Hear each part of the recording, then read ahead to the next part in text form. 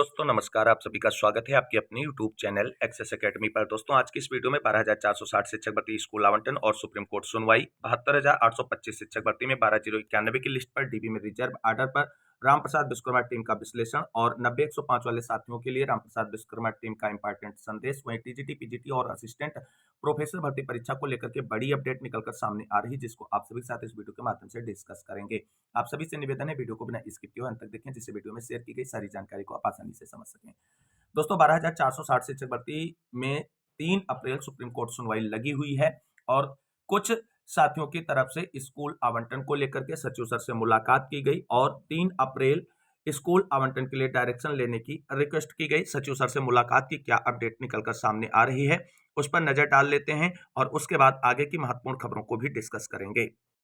दोस्तों यहाँ पर आप सभी लोग देख सकते हैं, ये सचिव सर से कल कुछ साथियों की तरफ से मुलाकात की गई और उस मुलाकात का जो अपडेट निकलकर सामने आया, उन साथियों ने जो जानकारी शेयर की उस वही आप सभी के साथ डिस्कस करने का प्रयास करते हैं। अब इस जानकारी में कितने % एक्यूरेसी है, ये चीज जानकारी शेयर करने वाले और सचिव सर से मुलाकात करने वाले साथी ही जान सकते हैं। हालांकि उनकी तरफ से जो जानकारी शेयर की गई उसमें कहा गया कि आज भी हमारे साथी सचिव साहब मतलब डायरेक्टर साहब श्री बघेल सर से मिले। उनका साफ साफ कहना है कि 3 अप्रैल 2024 तक कोई प्राइवेट वकील नहीं करना है। तुम लोगों का विद्यालय आवंटन हम करवा लेंगे और उसी दिन, लेकिन फिर भी अगर तुम लोगों का प्राइवेट वकील दिखाई दे गया कोर्ट में तो आप अपनी खुद पैरवी करना और फिर हमारे पास भूल के भी मत आना। साथियों आप सब भी समझो, सरकार ही सर्वे सर्वा होती है, इसलिए हमको जो है फालतू में लाला की बुआ बीच में नहीं बनना चाहिए बिना मतलब से। मान लो आज प्राइवेट वकीलों की फौज हम ले भी जाते हैं कोर्ट में तो भी कोर्ट सरकार को सुनकर ही फैसला करता है, इसलिए सरकार के ऊपर दबाव बनाओ, मंत्री विधायकों से फोन करवाओ और एसजी श्री तुषार मेहता जी को सरकार कोर्ट में उतारे 3 अप्रैल 2024 की सुनवाई के लिए। दोस्तों आप सभी को बता दें, जो चीजें ये निकलकर सामने आ रही, अगर 3 अप्रैल सुनवाई को लेकर के सचिव सर की तरफ से तैयारी की जाए और सरकारी अधिवक्ता के रूप में सॉलिसिटर जनरल ऑफ इंडिया खड़े होते हैं आप सभी के फेवर में, तो आप सभी को बता दें आपका जो मैटर है, जो केसेस हैं, वो तो सॉर्ट आउट एक सुनवाई में नहीं होंगे, लेकिन आर्डर मॉडिफिकेशन की जो आपकी एप्लीकेशन सुप्रीम कोर्ट में मूव ऑन है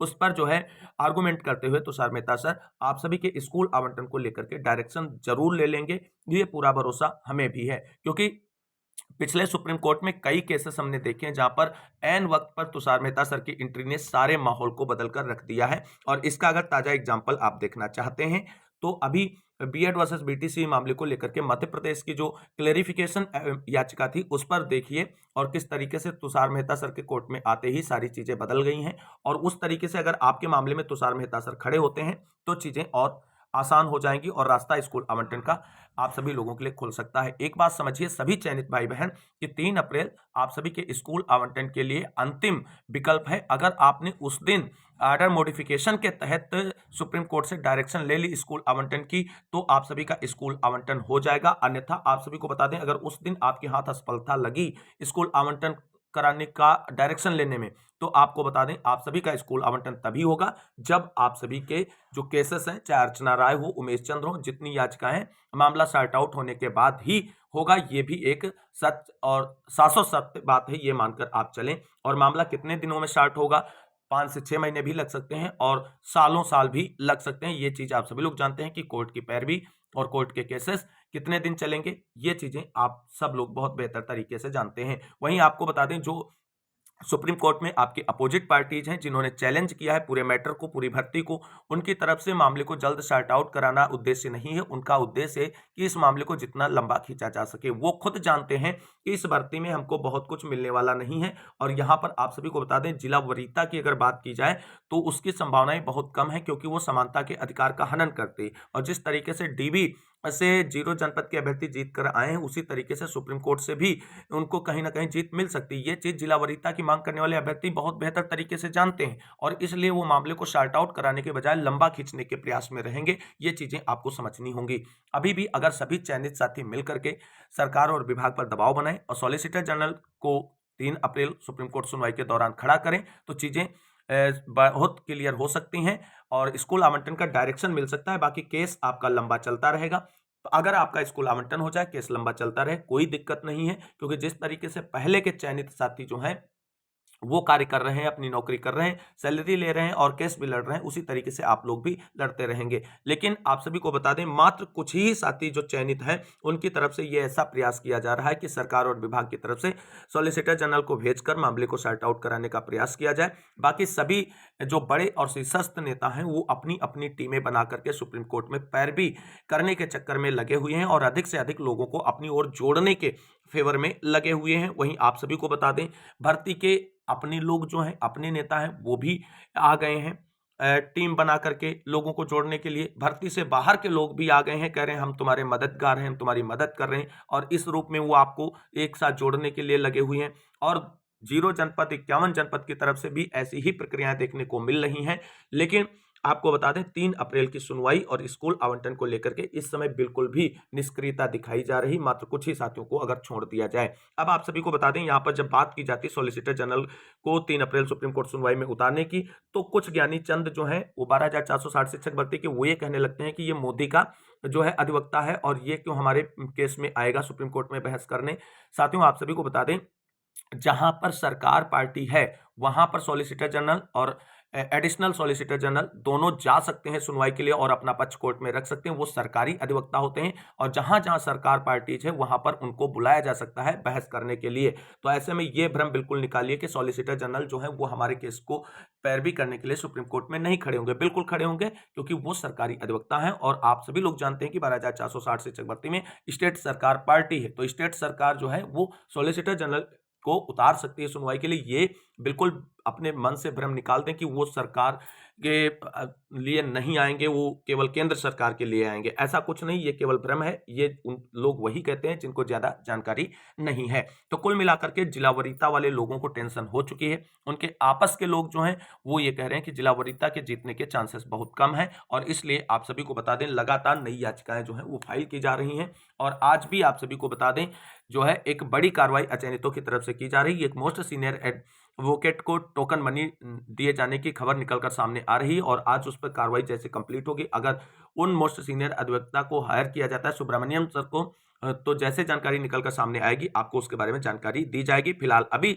अचयनित आप सभी लोगों पे भारी हैं, ये सच्चाई आपको स्वीकार करनी होगी। और आप सभी लोग टुकड़ों में बटे हुए हैं, इसलिए आप सभी लोग कमजोर हैं और आप सभी लोग कहीं ना कहीं अभी सुप्रीम कोर्ट के अंदर जो है अचयनितों से बहुत पीछे नजर आ रहे हैं। और यही पीछेपन आप सभी को बहुत दूर ले जा रहा है आप सभी के स्कूल आवंटन से।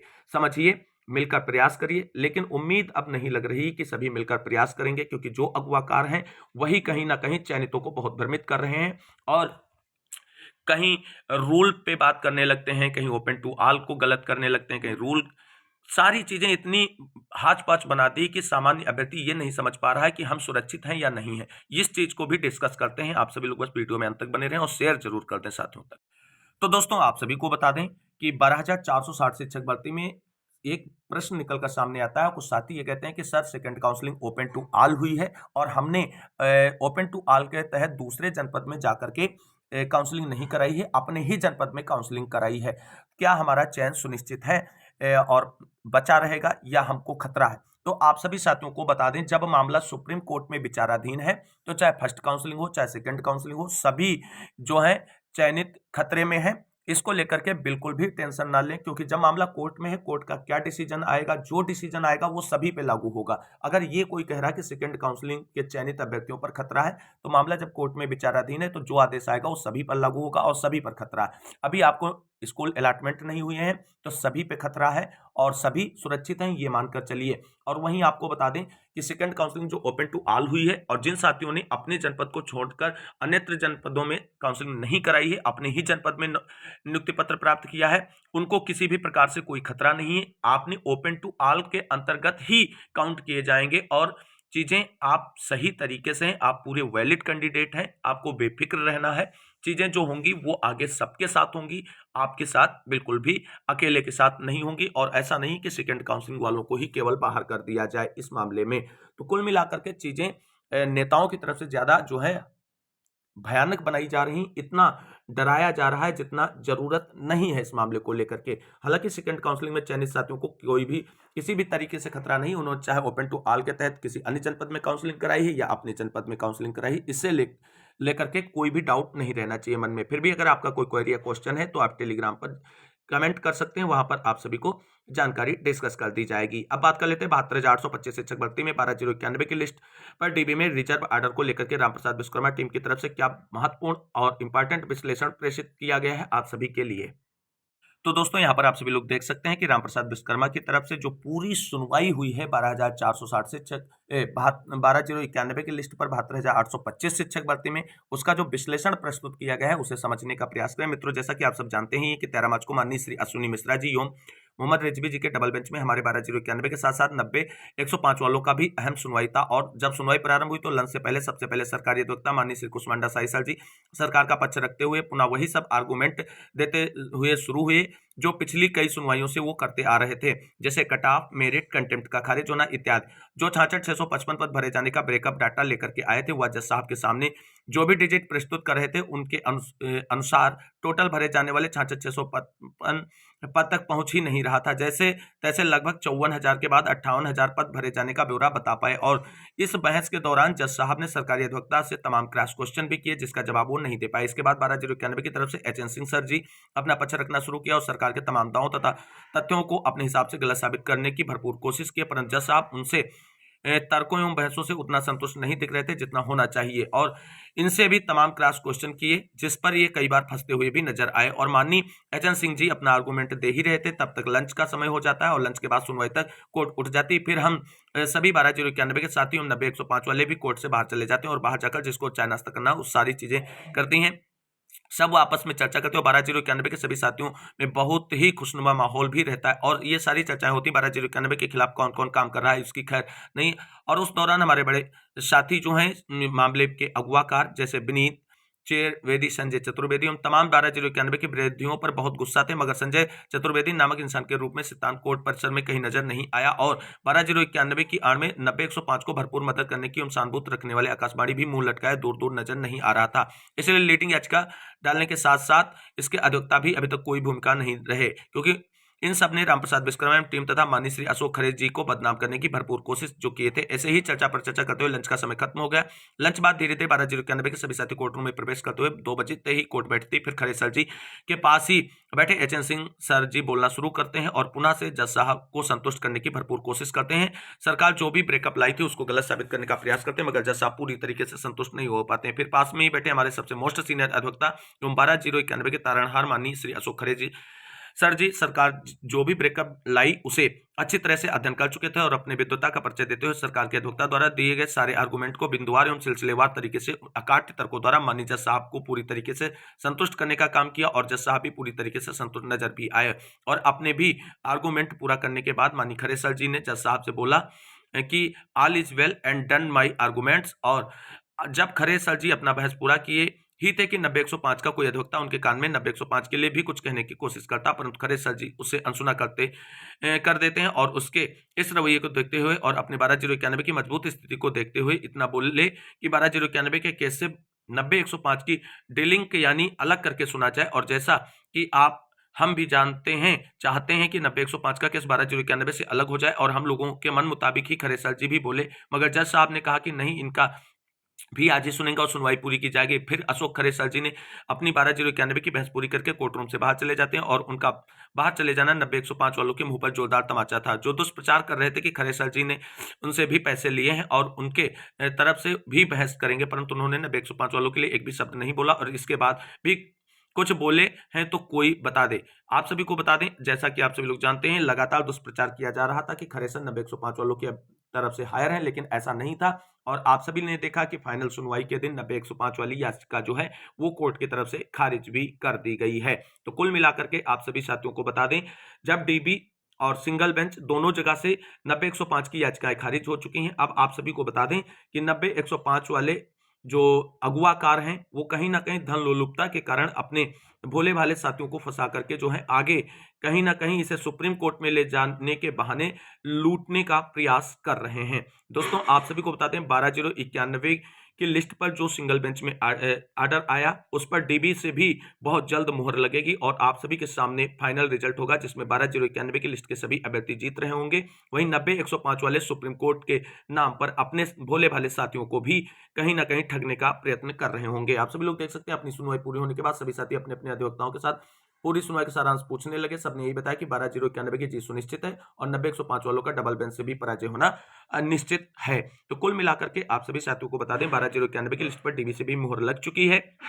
चीजें बहुत जल्द आप सभी के सामने होंगी और जैसे ही फाइनल ऑर्डर आता है या उसको लेकर के कोई भी जानकारी निकल कर सामने आती है, आप सभी को चैनल के माध्यम से उसके बारे में दिया जाएगा। फिलहाल आप सभी को बता दें रामप्रसाद विश्वकर्मा टीम की तरफ से 90-105 वाले साथियों से जो है इंपॉर्टेंट संदेश यही है कि आप सभी लोग बचें, क्योंकि आप सभी को 90-105 का लाभ दिलाने के नाम पर सुप्रीम कोर्ट में लूटने का प्रयास किया जाएगा। तो सभी लोग सोच समझकर आगे का फैसला लें, क्योंकि यहाँ पर चीजें अब बहुत कुछ होने वाली है नहीं, केवल और केवल आपका धन जो है वो व्यर्थ के कार्यों में नष्ट होने वाला है। तो ये महत्वपूर्ण अपडेट के बाद हम बात करेंगे टीजीटी पीजीटी और असिस्टेंट प्रोफेसर भर्ती परीक्षा के एग्जाम को लेकर के बड़ी अपडेट के बारे में।